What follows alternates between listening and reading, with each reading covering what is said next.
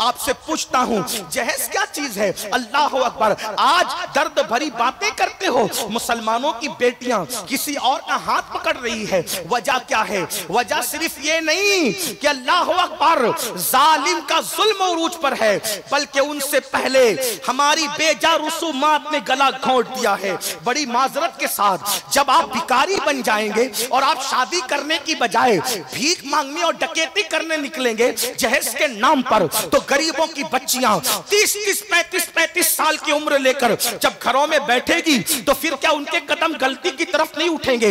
ये जो अल्लाह अकबर नहरों के अंदर, दरियाओं के अंदर, समुंदरों के अंदर बेटियां डूब करके मर रही है, बच्चियां फांसी ले रही है, और नाम निहाद दुनिया और माशरे के जिम्मेदारों, क़यामत के दिन मुस्तफा जाने रहमत अगर आपका गिरेबान पकड़ करके पूछे कि जहेज की रस्मों की बुनियाद पर, शादियों की गलत रस्मात की बुनियाद पर मेरी उम्मत की बेटियां मजहब से बेजार हो रही थी, दुनिया से कूच कर रही थी, अपने आप को फांसी के फंदे पे लटका रही। और एक बात आपको बताऊं, ये जहेज की जालिम रस्म जो तुम कार तलब करते हो, बाइक तलब करते हो, और खुदा जाने मोबाइल तलब करते हो, लैपटॉप तलब करते हो। पता है, मैं यूपी गया हुआ था, मेरे एक दोस्त ने मुझे सफर में बताया कि हमारे घर की शादी हुई, लाखों रुपया खर्चा हुआ, अब भी हमारी बहन खुश नहीं है। मैंने कहा क्यों खुश नहीं है? तो कहा इसलिए खुश नहीं है कि वो चाहते हैं कि उनको कार मिले, खुल के बोलते नहीं लेकिन तानाजनी करते हैं, वो खुश नहीं है खिदमत करने के बाद भी। याद रखना मुसलमान, अल्लाह के रसूल ने सैयदा फातिमा तो ज़हरा को जहेज नहीं दिया। क्यों?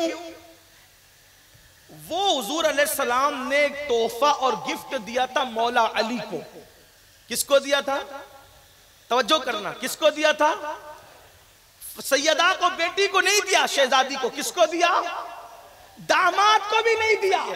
लेकिन जहेज कहने में कहीं ना कहीं हमें मैं उलमा की, बुजुर्गों की बात नहीं कर रहा, हमें मुगालता हो रहा है। नंबर एक, अगर जहेज सुन्नत होता तो वो अबू बकर सिद्दीक जो कफन के कपड़ों में सुन्नत का ख्याल कर रहे हैं, तवज्जो आपकी जी, कफन के कपड़ों में सुन्नत का ख्याल कर रहे हैं, फरमाते हैं अम्मा आयशा से, आयशा हुजूर अलैहिस्सलाम जब दुनिया से तशरीफ ले गए तो कितने कपड़ों में कफन दिया गया था? तो कहा अब्बा जान 3 कपड़ों में। तो कहा मुझे भी 3 कपड़ों में कफन देना, ताकि जाते जाते रसूलुल्लाह की सुन्नत पर अमल हो। जो कफन में सुन्नत को मलहूज रखे वो शादी के मौके पे सुन्नत को मलहूज नहीं रखेगा। अगर हुजूर ने अपनी शहजादी सैयदा फातिमा को जहेज दिया था तो बताओ सिद्दीक अकबर ने अपनी शहजादियों को जहेज क्यों नहीं दिया? जब अल्लाह के रसूल ने जहेज दिया था तो फारूक आजम ने अपनी बेटियों को जहेज क्यों नहीं दिया? उस्मान गनी तो बहुत मालदार थे, उन्होंने जहेज क्यों नहीं दिया? खुद मौला अली पे इल्जाम है कि उन्होंने जहेज लिया, तो मौला अली की तो कितनी बेटियां थी? 8 से ज्यादा बेटियां थी, क्यों जहेज नहीं दिया 8 बेटियों को? खुद लिया, दिया क्यों नहीं?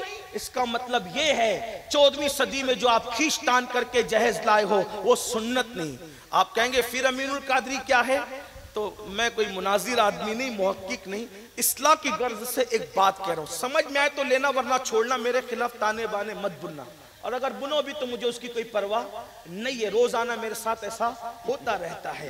बड़ी दुनिया है, बड़ी दुनिया में इस तरह के हालात होते हैं, लेकिन मुझे उसका कोई गम नहीं। देखिए आपको बताऊं, अल्लाह के रसूल ने सैयदा फातिमा तो ज़हरा को जहेज नहीं दिया था। क्यों? वो हुजूर अलैहिस्सलाम ने एक तोहफा और गिफ्ट दिया था मौला अली को। किसको दिया था? तवज्जो करना, किसको दिया था? सैयदा को, बेटी को नहीं दिया, शहजादी को। किसको दिया? दामाद को भी नहीं दिया।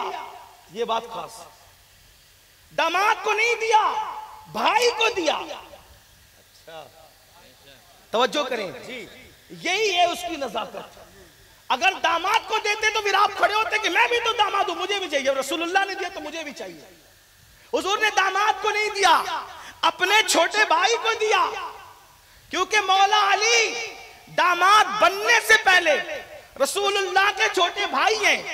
क्यों? इसलिए कि रसूलुल्लाह के सगे चचा हजरत अबू तालिब हैं और उनकी औलाद ज्यादा थी, तो रसूलुल्लाह ने अपने दूसरे चचा हजरत अब्बास इब्न अब्दुल मुत्तलिब से कहा कि चचा, मेरे उस चचा की गुर्बत है, मुफलिसी है, बच्चे ज्यादा हैं, परवरिश करने में तकलीफ है, उनके घर चलते हैं, उनके बच्चों को हम अपनी गोद में ले लेते हैं, गोद लेते हैं और हम परवरिश कर लेंगे तो मेरे उस चचा का बोझ कम हो जाएगा। तो हजरत अब्बास और अल्लाह के रसूल चले और जाने के बाद दोनों ने कहा हजरत अबू तालिब से कि आप अपने बच्चे गोद दे दे। उन्होंने कहा तालिब को मैं रख लेता हूं, जाफर को अब्बास ले ले और अली मोहम्मद रसूलुल्लाह सल्लल्लाहु अलैहि वसल्लम मोहम्मद रसूलुल्लाह मैं कह रहा हूं, उस वक्त ऐलान नबूवत नहीं हुआ था, कहा मोहम्मद अरबी को अली दे देते हैं। तो मौला अली जब दूध पीने की उम्र में थे, अल्लाह के रसूल ने तभी उनको गोद ले लिया था। तो अली की परवरिश किसके घर में हुई?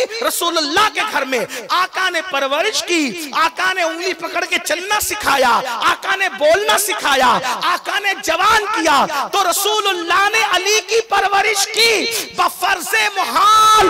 अगर अली ये मुर्तजा का निकाह सैयदा फातिमा के साथ ना भी होता तो अली ये मुर्तजा की शादी करना किसके जिम्मे पे था? जिसने पाला था उसी के जिम्मे, जिसने परवरिश की थी उसी के जिम्मे।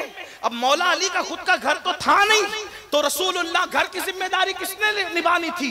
हुजूर ने निभानी थी। तो आका ने दामाद को जायज नहीं दिया, चूंकि हुजूर ने अपने छोटे भाई को अपने घर में पाला था, परवरिश की थी। अब छोटे भाई की शादी हो रही थी तो घर कौन सजाने वाला था? अल्लाह के रसूल ने सजाना था। तो आका ने घर के सारे इंतजामात किए, लोगों को यूं लगा कि दामाद को दिया, लेकिन उसने इत्तेफाक ये हो गया जो चचाजाद भाई था, सगे भाई नहीं थे, चचाजाद भाई था, उन्हीं के साथ सैयदा फातिमा का निकाह हो गया। तो आका अलैहि सलाम ने अपनी परवरिश की जिम्मेदारी को निभाते हुए मौला अली के लिए घर का भी इंतजाम किया, घर के सामान का भी इंतजाम किया। अब अगर आप कहते हैं कि रसूलुल्लाह ने भाई के लिए इंतजाम किया, तो मैं भी कहता हूं अगर आप भाई के लिए इतना खर्चा करते हैं तो मैं आपको सलाम करने के लिए तैयार हूं, इसलिए कि रसूलुल्लाह ने भाई को दिया, दामाद को नहीं दिया, क्योंकि अली ये मुर्तजा जो थे वो रसूलुल्लाह के चचाजाद थे, चचाजाद भाई थे। लोगों को मुगालता हुआ कि सैयदा फातिमा को दिया। अगर सैयदा फातिमा को दिया था तो दूसरी हदीस सुन ले। एक मर्तबा एक औरत आई अम्मा आयशा के पास, अम्मा आयशा ने उसको एक खजूर दी, उसने बराबर बराबर तकसीम की दो बेटियों में। ये देख करके अम्मा आयशा बहुत खुश हुई। तो सरकार से इसकी हुजूर एक औरत ने ऐसा किया, आप तवज्जो से सुनना। आका फरमाते हैं आयशा वो जो उसने बराबर बराबर खजूर तकसीम की ना, अगर दोनों बच्चियों में वो बराबर खजूर तकसीम न करती, कम ज्यादा तकसीम करती, तो कयामत के दिन उस खजूर की तकसीम के बारे में उससे पूछा जाता। तवज्जो कर, एक खजूर की तकसीम में अगर बराबरी न हो औलाद में तो डर है कि क़यामत के दिन पूछा जाएगा। अब मुसलमानों बताओ, हुजूर की एक शहजादी थी बल्कि चार चार शहजादी थी। अब आप कहते हैं रसूलुल्लाह ने फातिमातुज़ ज़हरा को जहेज दिया, तो अब आपको यह भी साबित करना पड़ेगा कि सैयदा ज़ैनब को भी जहेज दिया, उम्मे कुलसूम को भी जहेज दिया, हजरत सैयदा जो है वो रुकैया को भी जहेज दिया, हजरत ज़ैनब को जहेज नहीं दिया, रुकैया को नहीं दिया, उम्मे कुलसूम को नहीं दिया, सिर्फ सैयदा फातिमा को दिया। याद रखना, इससे पता चला आका ने जहेज नहीं दिया। और एक बात आपको बताऊं, ये जहेज की जालिम रस्म जो तुम कार तलब करते हो, बाइक तलब करते हो और खुदा जाने मोबाइल तलब करते हो, लैपटॉप तलब करते हो। पता है मैं यूपी गया हुआ था, मेरे एक दोस्त ने मुझे सफर में बताया कि हमारे घर की शादी हुई, लाखों रुपया खर्चा हुआ, अब भी हमारी बहन खुश नहीं है। मैंने कहा क्यों खुश नहीं है? तो कहा इसलिए खुश नहीं है कि वो चाहते कि उनको कार मिले, खुल के बोलते नहीं लेकिन तानाजनी करते हैं, वो खुश नहीं है खिदमत करने के बाद भी। याद रखना मुसलमानों, आप किस मजहब पर अमल कर रहे हो? दीन हक कॉन्फ्रेंस रखते हो और बातिल के नजरियात को अपना रखा है। आपसे पूछता हूं जहेज क्या चीज है? अल्लाह अकबर। आज दर्द भरी बातें करते हो, मुसलमानों की बेटियां किसी और का हाथ हाथ पकड़ रही है। वजह क्या है? वजह सिर्फ ये नहीं कि अल्लाह अकबर जालिम का जुल्म उरूज पर है, बल्कि उनसे पहले हमारी बेजा रसूमात ने गला घोंट दिया है। बड़ी माजरत के साथ जब आप भिखारी बन जाएंगे और आप शादी करने की बजाय भीख मांगने और डकैती करने निकलेंगे जहेज के नाम पर, तो गरीबों की बच्चियां 30-30, 35-35 साल की उम्र लेकर जब घरों में बैठेगी तो फिर क्या उनके कदम गलती की तरफ नहीं उठेंगे? ये जो अल्लाह अकबर नहरों के अंदर, दरियाओं के अंदर, समुंदरों के अंदर बेटियां डूब करके मर रही है, बच्चियां फांसी ले रही है, और नाम निहाद दुनिया और माशरे के जिम्मेदारों, क़यामत के दिन मुस्तफा जान रहमत अगर आपका गिरेबान पकड़ करके पूछे कि जहेज की रस्मों की बुनियाद पर, शादियों की गलत रस्मात की बुनियाद पर मेरी उम्मत की बेटियां मजहब से बेजार हो रही थी, दुनिया से कूच कर रही थी, अपने आप को फांसी के फंदे पे लटका रही थी, आप क्या जवाब देंगे? क्या कार सब कुछ है, बाइक सब कुछ है? और मैं अपनी नई नस्ल से कहता हूं, जो शादी करने वाले उनसे पूछता हूं, जालिमों, नबी के नाम पर जान देने की बात करने वालों, बताओ जब तुम कार और बाइक मांगते होंगे और हुजूर की उम्मत की किसी बेटी का रिश्ता रिजेक्ट हो जाता होगा और वो 30-35 साल की उम्र में अपने बिस्तर पर सिसकती होगी, अपने बिस्तर पर तड़पती होगी, तो रसूलुल्लाह के दिल पर गुंबदे खजरा में क्या गुजरती होगी? कभी सोचा हुजूर अलैहिस्सलाम के दिल पर क्या गुजरती होगी? आप कहेंगे क्या गुजरती होगी? मैंने कहा सुन लो, हम मुर्दा नबी का कलमा नहीं पढ़ते, हम सुन्नियों का नबी जिंदा है। मेरा इमाम कहता है तू जिंदा है वल्लाह, तू जिंदा है वल्लाह, मेरे चश्मे आलम से छुप जाने वाले नबी हमारी जान से ज्यादा करीब है। जमीन का जर्रा जर्रा, अपना अकीदा सुनो अहले सुन्नत का, जमीन का जर्रा जर्रा, चप्पा चप्पा, आसमान का तारा तारा, जो जहां है वो हर लम्हा रसूलुल्लाह की निगाह में है। हुजूर सबको देख रहे हैं, हर पल देख रहे हैं, हर लम्हा देख रहे हैं। उसकी दलील कहते हैं मेरे इमाम, शश जहत समत मुकाबिल, शबो रोज एक ही हाल, धूम बन नज्म में है। आपकी बीनाई की इसकी तशरीह नहीं करता, लेकिन याद रखना हर लम्हा दुनिया हुजूर की निगाह में है। ये महफिल अब भी हुजूर की निगाह में है, मैं बोल रहा हूं, तुम सुन रहे हो, हुजूर की निगाह में है। किस नीयत से बैठे हो? हुजूर की निगाह में है। क्यों बैठे हो? हुजूर की निगाह में है। क्यों आए हो? हुजूर की निगाह में है। वो देख रहे हैं गुंबदे खजरा से, बल्कि वल्लाह जिस्मानी तौर पे तो गुंबदे खजरा में है, लेकिन रूहानी तौर पर वो हमारी जानों से ज्यादा करीब है। जो मेरी जान से ज्यादा करीब है मुझसे, उन्हें मैं ढूंढ रहा हूं। मुझे हुआ क्या है? अन्नबी औला बिल मोमिनीना मिन अनफुसिहिम, नबी मोमिनों की जान से ज्यादा करीब है। अब आपसे पूछता हूं, जब रसूलुल्लाह की उम्मत की बेटियां रिश्ते नहीं आने की बुनियाद पर, गलत रसूमात की बुनियाद पर, जहेज की बुनियाद पर जब बिस्तरों पे सिसकियां लेती होगी, उस वक्त तो हुजूर के दिल पे क्या गुजरती होगी? क्या गुजरती होगी बताऊं? आओ थोड़ा तसव्वुर करो। बद्र में 70 काफिरों को कैदी बनाकर लाया गया था। ध्यान से सुनना, हुजूर से मोहब्बत की बात करते हो, जुलूस में नारा लगाते हो, गुलामी रसूल में मौत भी कबूल है, नबी के नाम पे जान देने की बात करने वालों, लब्बैक या रसूल अल्लाह का नारा लगाने वालों, सारे नारे सराखों पर है।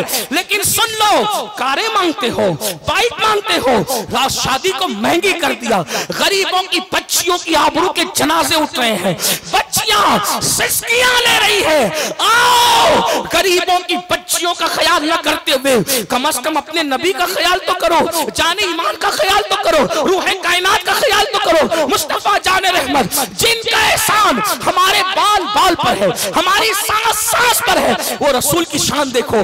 बद्र के 70 कैदी बांध कर लाए गए हैं। आका ने फरमाया मस्जिद नबवी के सहन में इनको डाल दो। कोई जेल नहीं थी उस वक्त मुसलमानों के पास, कैदी जेल में नहीं रखे जा सकते थे। और आपको बताऊं, ये मेरे नबी की शान है, जो मुसलमान नहीं थे उनको कैदी बनाया, तो सरकार ने फरमाया एक एक कैदी को एक एक आदमी अपने जिम्मे पे ले ले, और जो तुम खाओ वो उसको खिलाओ, जो तुम पहनो वो कपड़े उसको पहनाओ। लेकिन याद रखना, बात पहली रात की है। बद्र से वापस आए, मस्जिद नबवी के सहन में सबको बांध कर डाल दिया गया। तवज्जो करना। और अगर माएँ और बहनें भी मौजूद हैं, सब मान जाते हैं, औरतें नहीं मानती। कहती अभी तो बेटे की शादी, इस वक्त तो जो मिल जाएगा मिल जाएगा, आगे तो नहीं मिलेगा। भिखारा न बनो, सैयदा फातिमा की कनीज़ो ख्याल करो, सैयदा ज़ैनब की नाम लेवाओ ख्याल करो। भिखारा न बनो, कौन देगा क्या देगा रे, कौन देता है, देने को मुंह चाहिए, देने वाला है सच्चा हमारा नबी। पहली रात बद्र के वापस आने के बाद मस्जिद नबवी के सहन में बद्र के कैदियों को बांध दिया गया था, और बांधने के बाद अल्लाह के रसूल बज़ाहिर थक कर अपने हुजरे में लेटे हुए थे, तो बद्र के कैदी रस्सी बंधने की वजह से आ कर रहे थे। दुश्मन जो लड़ने आए थे, सहाबा को मारने आए थे, जब उनकी कराहने की आवाज सुनी, हुजूर आवाज देते बिलाल। बिलाल हाजिर होते, लब्बैक या रसूल। आका फरमाते बिलाल इन काफिरों की रस्सियां ढीली कर दो, इसलिए कि इनके कराहने की आवाज मुझे सोने नहीं दे रही है, इनके कराहने की आवाज मुझे बेचैन और बेकरार कर रही है। मुसलमानों, अगर काफिर कराहे तो रसूलुल्लाह तड़प जाते हैं। जब 35 साल की वो बच्ची गुर्बत की वजह से, जिसको अच्छा रिश्ता नहीं आता, उसका बाप आपको भीख में कार नहीं दे सकता, बाइक नहीं दे सकता, जब वो बिस्तर पर बगैर शोहर के कराती होगी तो रसूलुल्लाह के दिल पे क्या गुजरती होगी, आकाए करीम के दिल पे क्या गुजरती होगी। चैन से सोने वालों, आपसे कहता हूं ये दुनिया क्या है मेरे भाई, मेहनत की कमाई कब्र में नहीं ले जाओगे। जहेज के नाम पे भीख मांगकर वो क्या कब्र में ले जाओगे। कितने दिन तक कार चलेगी, कितने दिन तक बाइक चलेगी, कितने दिन तक टीवियां चलेगी, कितने दिन तक के ये लाखों रुपए की भीख चलेगी। एक बात जिम्मेदारी से कहता हूं, मेरी कौम के जवानों, पैसे दौलत जहेज लोगे, एक दिन वो खत्म हो जाएगा, लेकिन अगर रसूलुल्लाह की उम्मत की किसी बेटी की इज्जत की हिफाजत की नीयत से और हुजूर की खुशी की नीयत से किसी गरीब को बगैर जहेज के घर में ले आओगे तो रसूलुल्लाह के करम की नजर उठेगी, तो वो कयामत तक तेरी नस्लों पर बाकी रहेगी। यहाँ भी खुश रहोगे, वहां भी खुश रहोगे। मेरी गुजारिश है, अगर झारखंड वाले जवानों सिर्फ नारों के गाजी हो तो हमें कोई दिल ठंडा नहीं है आपसे, और अगर अमल करने आए हो तो अपने नबी की खुशी के लिए जब जान कुर्बान करने की बात करते हो तो आज हैत कर लो कि या रसूल अल्लाह, अगर मैं शादी करूंगा तो सिर्फ दुल्हन लाऊंगा, उसके साथ कुछ नहीं लाऊंगा, साथ में होगी तो आपकी खुशियां होगी, आपकी रहमत होगी, आपका करम होगा, आपकी इनायतें होगी, और जिस पर उनकी इनायतें हो गई, याद रखना इंसान देता है तो हैसियत के मुताबिक देता है, और महबूब खुदा देते हैं तो उसको देने वाला बना देते हैं। वाह वाह वाह वाह वाह, नारे तकबीर, नारे रिसालत, रहमतुल लिल आलमीन। जबरदस्ती नहीं बोलो। आज की इस महफिल में कौन जवान हिम्मत करता है, मेरे लिए नहीं, अमीनुल कादरी के लिए, अपने नबी की खुशी के लिए। हुजूर देख रहे हैं, कौन हाथ उठाकर ये वादा करता है कि मैं सिर्फ दुल्हन लाऊंगा, साथ में कुछ नहीं लाऊंगा। सुसर उठा के रखो ताकि अल्लाह भी गवाह रहे, फरिश्ते भी गवाह रहे। हुजूर गुंबदे खजरा से देख रहे हैं, बगदाद से मेरा गौस देख रहा है, अजमेर मोहल्ला से गरीब नवाज, जरा हाथ उठा के रखें। इनकलाब आना चाहिए। जलसों का मकसद सिर्फ सैर और तफरी नहीं है, उठा के रखो, फरिश्तों की फहरिस्त में अपना नाम दर्ज करवा लो। कितने लोग हैं सिर्फ दुल्हन लाऊंगा, जहेज साथ में नहीं लाऊंगा, सुसर देना भी चाहेगा, वो कहूंगा तू जब चाहे तेरी बेटी को देना, शादी के मौके पे नहीं लूंगा। कितने लोग हैं, मुझे सिर्फ नबी की खुशी चाहिए, मुझे सिर्फ नबी की रजा चाहिए। ये रसूलुल्लाह देख रहे हैं। अल्लाह उठा के रखिए, थोड़ा ऊपर उठाइए, हो सके तो दोनों हाथ उठाइए। हाँ सुभान अल्लाह, माशाअल्लाह, कुर्बान जाए। या अल्लाह, हाथ उठाना इनका काम है और इन हाथों का भरम रखना तेरी शान करीमी पर है। याद रखना, मैं कोई बड़ा आदमी नहीं हूं और ना मैं अपनी सियादत का, उठा के रखिए, ना मैं अपनी सियादत का झुनझुना बजाने का आदी हूं, लेकिन इतना जरूर कहता हूं, ऐ मेरी कौम के जवानों, तुमने मेरा दिल खुश कर दिया। अगर तुम मुझे करोड़ों रुपए भी देते, वल्लाह मैं इतना खुश ना होता जो इस पर मैं खुश हूं। इसलिए कि ये जितने हाथ उठे हैं, सैकड़ों मेरी कौम की बेटियों की आबरू महफूज हो जाएगी। याद रखना, मेरा उस खानदान ये नसब फातिमा और अली पे जाकर इंतहा को पहुंचता है। अगर अल्लाह ने कल मुझे कोई मकाम अता किया तो इन जवानों की जरूर मैं सिफारिश करूंगा कि अल्लाह तेरे महबूब की खुशी के लिए इन लोगों ने कौम की बेटियों की आबरू बचाने का वादा किया था। ये तो जिनकी शादी होने वाली वो, अब वो लोग बड़े लोग, आप हाथ उठा के रखिए, हाथ उठा के रखना है, लेकिन अब वो बड़े लोग जो अपने बेटों की शादी करोगे तो कितने हैं कि मैं समझी से कोई जहेज नहीं मांगूंगा, ना मांगूंगा ना लूंगा। मेरे शहर माले गांव के अंदर जब ये शुरू हुआ ऐसी शादियां शुरू हो गई है। लोगों ने कहा हम फकीर है क्या नहीं दे सकते, कहा तू फकीर अमीर है तू जान, मैं बेटी के सिवा कुछ नहीं लेकर के जाऊंगा। हमारे शहर में सिलसिला शुरू हो गया है। झारखंड वालों अल्लाह तुम्हें हमेशा आबाद रखे, बीबी ज़हरा की चादर के साए में रखे, रसूलुल्लाह की चादर करम के साए में रखे। अल्लाह जब तक चांद और सूरज निकलते डूबते रहे इन हाथ उठाने वालों के घरों को खुशियों से आबाद करना, लेकिन अमल भी करना होगा। एक बात आपको बताऊं, जज़ाकुमुल्लाह खैर, एक बात आपको बताऊं, या अगर कोई अल्लाहु अकबर या रसूल अल्लाह जिंदाबाद, अगर कोई हुजूर की खुशी के लिए समझौता कर ले अपनी ख्वाहिशात से, करम क्या होता है? बात पलट गई, नाजिम साहब ने इशारा किया तो मैं उसी तरफ पलट गया। लेकिन आपको एक बात सुनिए, देखो एक और मसला, ये जो लिख रहे हैं ना, लिख रहे हैं ये भो रहा है वो, लिखने से सिर्फ लिखो अच्छी बात, काम नहीं चले, सिर्फ जलसों में बोलेंगे तो काम नहीं चले भाई। जब मुकर्रिर खुद जायज लेगा तो फिर काम नहीं बनेगा, माफ कीजिएगा, खूगरे हमदो से थोड़ा सा गिला भी, हाँ हाँ ऐसा नहीं चलेगा, खुद से शुरू करना पड़ेगा। जी जी, वरना हम कहते हैं तुम सुधरो, तुम कहते हैं हम सुधरो, तो तू और तू के अंदर मामला खराब है। मैंने मुखलिस बनना है क्योंकि मेरी आखिरत मैंने दुरुस्त करनी, हमें खुद शुरू करना पड़ेगा, वरना नहीं तो सबको कहेंगे नहीं नहीं आप नहीं करे, और उसके बाद नहीं मेरी बीवी नहीं मान रही थी, तो जो अल्लाह की मर्जी के आगे बीवी की मर्जी को चलाए, फिर मैं नहीं समझता कि उसको मिंबर पे बैठने का कोई हक है, हक है, हक है, हक है, बात है, वाह नहीं है उसका बैठने का हक, क्योंकि जो अल्लाह की मर्जी पे कुर्बान हो जाए, वल्लाहु व रसूलुहु अहqqु अन युरदू, अल्लाह रसूल ज्यादा हकदार है कि उन्हें राजी किया जाए। जिसकी बीवी उसकी मर्जी के आगे जाती हो तो फिर वो बंदा पब्लिक को कैसे कंट्रोल, जो बीवी की तरबियत न कर सका वो पब्लिक की तरबियत करने का क्या हक रखता है? ये बात मेरी माजरत के साथ, इसलिए पहले आपको खत्म करना पड़ेगा। नंबर दो, ये जो हर एक बच्चे के दिमाग के अंदर ये बात है ना, मुझे गोरी लड़की चाहिए और लड़कियों के दिमाग में मुझे गोरा लड़का चाहिए और मेरे मेयार का चाहिए, मैं डॉक्टर तो लड़की भी डॉक्टर, लड़की डॉक्टर तो लड़का भी डॉक्टर, ये नहीं। एक बात याद रखना, आपको कहीं ना कहीं समझौता करना पड़ेगा। एक बात, अपना मेयार क्या है, तवज्जो, इसी में बात मुकम्मल करूंगा लेकिन सुन ले, दिल के दर्द है, उन्वान बदल गया। अपना मेयार क्या है?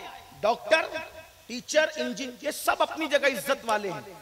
हमारा मेयार एक ही है, ईमान वाला, वाह बस, जी जी, इससे बड़ी कोई डिग्री नहीं है।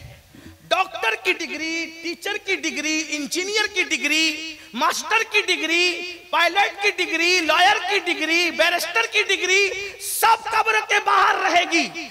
ईमान की डिग्री कब्र के अंदर जाएगी और ये वो डिग्री है जो जन्नत तक ले जाएगी, और ईमान की डिग्री जो कब्र में ले जाए, मेरे इमाम कहते हैं जो ईमान की डिग्री कब्र तक ले जाएगा तो फरिश्ते भी उसका इज्जत करेंगे, एहतराम करेंगे, कहते हैं नकीरैन करते हैं ताजीम मेरी, फिदा हो के तुझ पे ये इज्जत मिली है। सिर्फ मोमिन देखो, मोमिन काला हो, गोरा हो, काली हो, गोरी हो, एक बात याद रखना, मैंने बहुतों को, मेरे दोस्त तो ऐसे हैं जो मेरी बचपने में बड़े खूबसूरत थे, अभी वो मुझे उतने अच्छे नहीं दिखते, पेट बड़ा हो गया, मोटे हो गए, और जो वो दांतों में भी गैप हो गया, पहले नहीं था, पता नहीं कैसे हो गया, ऐसा है। उसके बाद कुछ लोग उस वक्त तो अच्छे नहीं दिखते थे, अभी बहुत अच्छे दिखते हैं। उम्र के साथ साथ सेहत बदलती है, कोई जरूरी नहीं 18 साल की उम्र में जो जैसा दिखे वो 40 साल की उम्र में भी वैसा ही दिखे, ऐसा जरूरी नहीं। इसलिए काला गोरा छोड़ो, हुस्न क्या है? असल हुस्न रसूलुल्लाह की वफादारी है। उस सिलसिले में एक हदीस सुन लो, आपका ईमान ताजा हो जाए। मदीने मुनव्वरा में एक सहाबी है, जिनका रंग पक्का है, हुजूर को खुश करने के लिए अपनी ख्वाहिशात से जो समझौता कर ले, हुजूर उसको कितना नवाजते। कुर्बान में उनकी बख्शिश पर, मकसद भी ज़बां पर आया नहीं, बिन मांगे दिया और इतना दिया, दामन में हमारे समाया नहीं। बेशक मैं कौम की बेटियों से भी कहता हूं, मेरी बच्चियों अगर ज्यादा पढ़ लिया है, अगर आप सोचिए कि मुझे भी पढ़ा लिखा चाहिए, नहीं मिलेगा पढ़ा लिखा तो मैं दूसरे के घर में झांकूंगी, ऐसा नहीं, हुजूर का दिल दुखेगा। और एक बात आपको कहूं, ये दीन हुजूर का घर है, दीन एक कॉन्फ्रेंस है ना जी, ये हुजूर का घर है। जो दीन में है वो हुजूर के घर में है, जो दीन में है वो हुजूर के किले में है, जो दीन में वो हुजूर की पनाह में है। हुजूर का घर छोड़ के मत जाओ, याद रखना, आका का घर छोड़ के मत जाओ। जो हुजूर का घर छोड़ के जाएगा, यहां भी जलील होगा, वहां भी जलील होगा। एक लखनऊ वाला छोड़ के गया, कुत्ते भी नहीं पूछ रहे उसको, आज भीख मांग रहे हैं तो कोई उसको भीख देने तैयार नहीं। जी जी जी, मेरे इमाम के दो मिसरे याद आते, जो तेरे दर से यार फिरते हैं, दर बदर यूं ही खार फिरते हैं। हुजूर का दर छोड़ के मत जाओ, ठोकरे खाते फिरोगे, उनके दर पे पड़ रहो, काफिला तो ऐ रज़ा अव्वल गया आखिर। लोग आते जाते रहेंगे, हुजूर के कदमों में पड़े। बेटियों से कहता हूं कितना ही पढ़ लो, समझौता कर। मिल गया डिग्री वाला तो अच्छा, नहीं मिला बस मोमिन देखो, ईमान वाला है काफी है। बस चमड़ियां मत देखो, चमड़ियां भी उतार चढ़ाव होता रहता है, याद रखना। तो एक